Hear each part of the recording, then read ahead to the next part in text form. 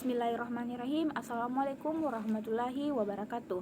Perkenalkan, nama saya Nadia Rahma Ramdhani, NIM 21018. Di sini saya akan mempresentasikan review jurnal nasional dan internasional. Yang pertama yaitu jurnal Keperawatan Perkembangan Kepribadian Nasional. Judul penelitian, hubungan pola asuh orang tua dengan kepribadian remaja di Sekolah Menengah Pertama Negeri 1 Remboken.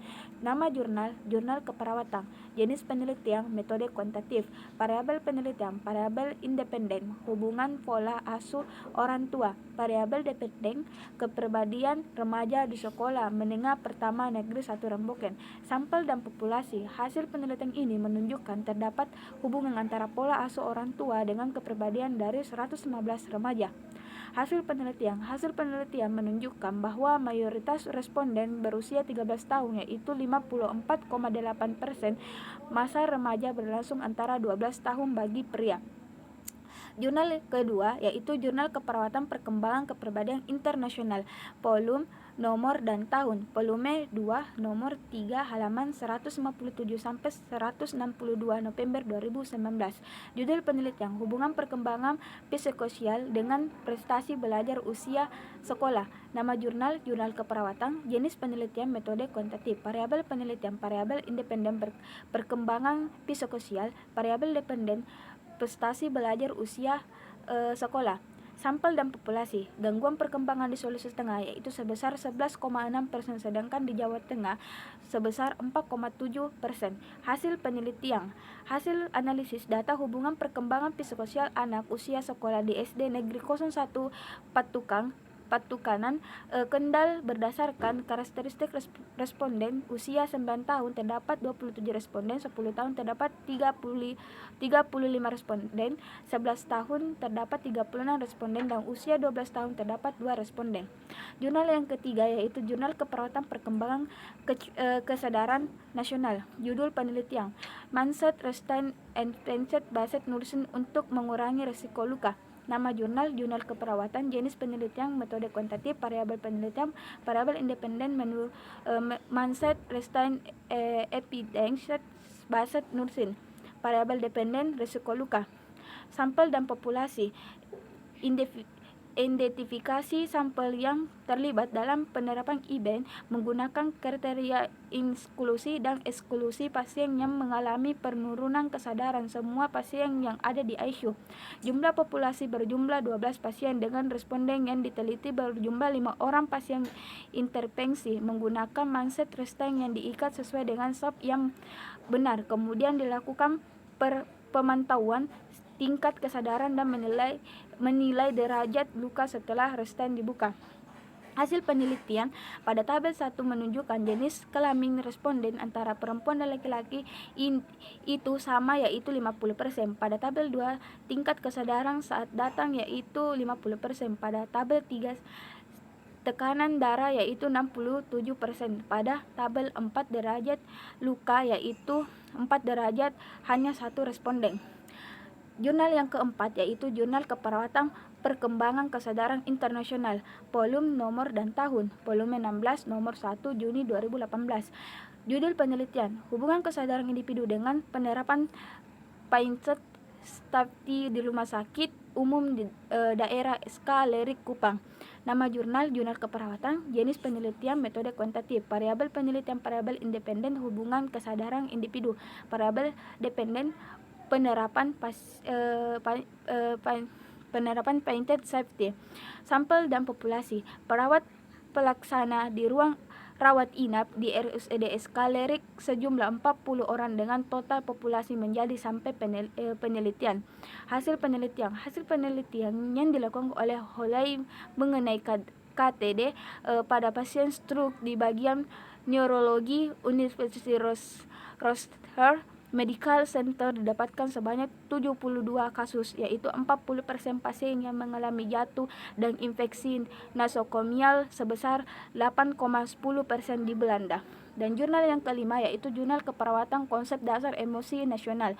Judul penelitian, hubungan kecerdasan emosional dengan kinerja perawat dalam menerapkan asuhan keperawatan di RSUP Profesor Dr. R.D. Kando Manado.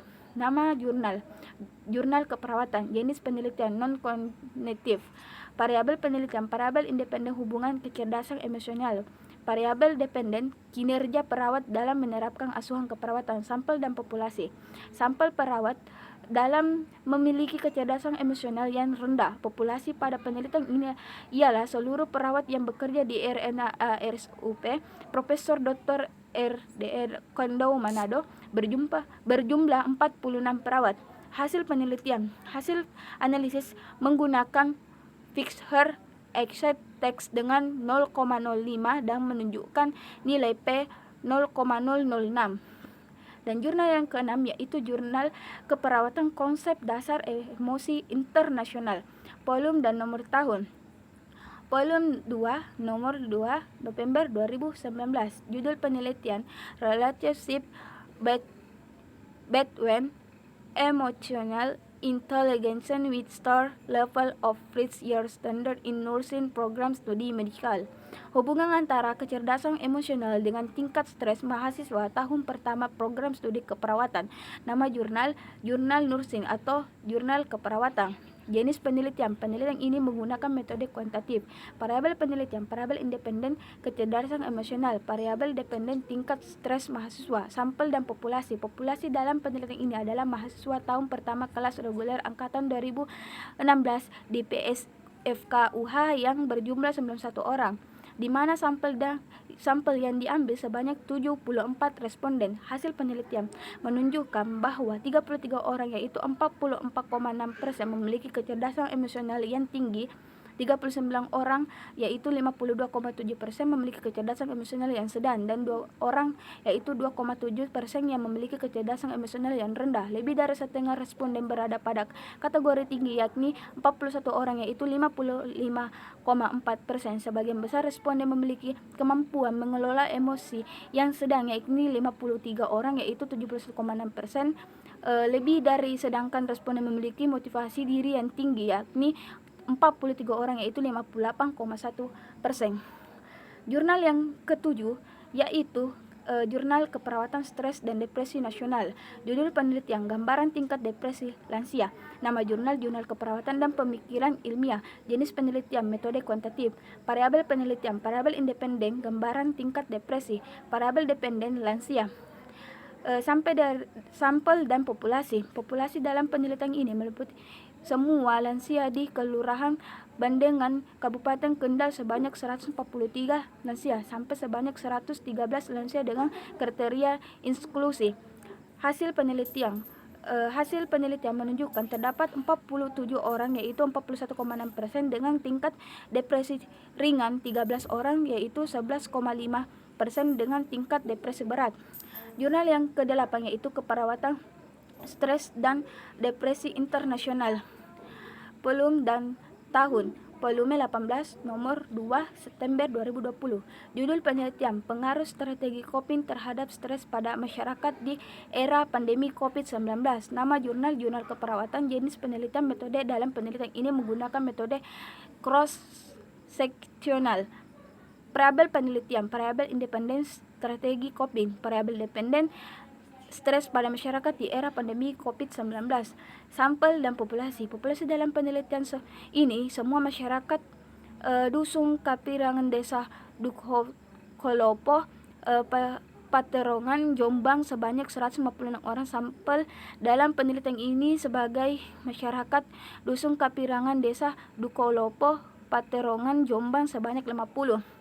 Hasil penelitian menunjukkan bahwa strategi coping baik dengan stres ringan sebanyak 14 responden yaitu 28%. Hasil uji statistik menggunakan Spellmarks Raw memiliki nilai signifikasi yaitu 0,003, alfa 0,05 sehingga hipotesis alternatifnya diterima. Yaitu terakhir kesimpulan dari jurnal di atas, kita bisa dapat simpulkan dari jurnal yang telah direview menunjukkan bahwa 33 orang yaitu 44,6% memiliki kecerdasan emosional yang tinggi, 39 orang yaitu 52,7% memiliki kecerdasan emosional yang sedang, dan 2 orang dua orang, yaitu 2,7% yang memiliki kecerdasan emosional yang rendah. Maka dari itu, untuk mencapai perkembangan kepribadian yang lebih baik, harus dimulai dengan mengontrol emosi kita dengan sebaik mungkin agar tidak menimbulkan yang namanya depresi. Mungkin itu saja yang dapat saya presentasikan. Mohon maaf apabila banyak kesalahan. Wabillahi taufiq hidayah. Wassalamualaikum warahmatullahi wabarakatuh.